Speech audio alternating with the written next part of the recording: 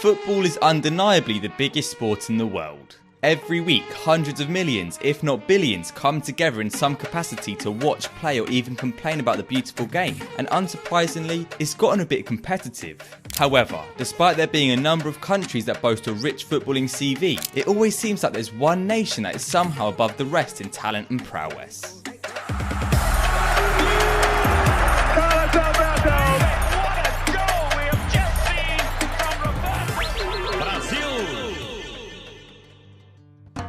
Despite having just the 9th best league in the world with a revenue comparable to England's second tier, Brazil always seems to pump out the best players on the planet. From Ronaldinho to Pelé, Neymar to Ronaldo, Brazil's all-time greats are simply unmatched, and their national team is the most successful ever, winning a record 5 World Cup trophies. But just why are they so good?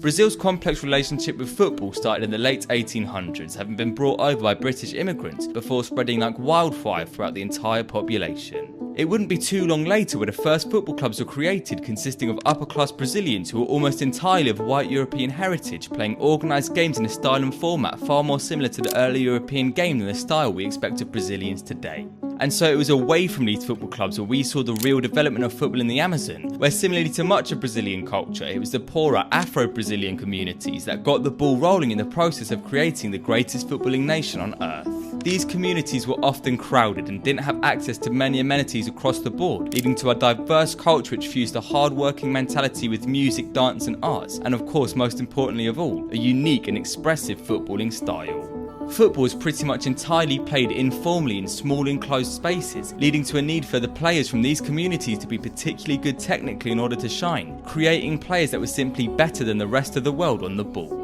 As the years passed, Brazil's professional clubs could no longer ignore the growing footballing culture in the country, with more and more players of working class origin making their way through the ranks, and by 1950 Brazil's 2 footballing cultures had been merged into one, and the national team, nicknamed the Seleção, had become arguably the strongest in the world. Important because they were about to host the World Cup for the first time ever. The Seleção breezed past all their competition across the tournament until their final game, where despite being favourites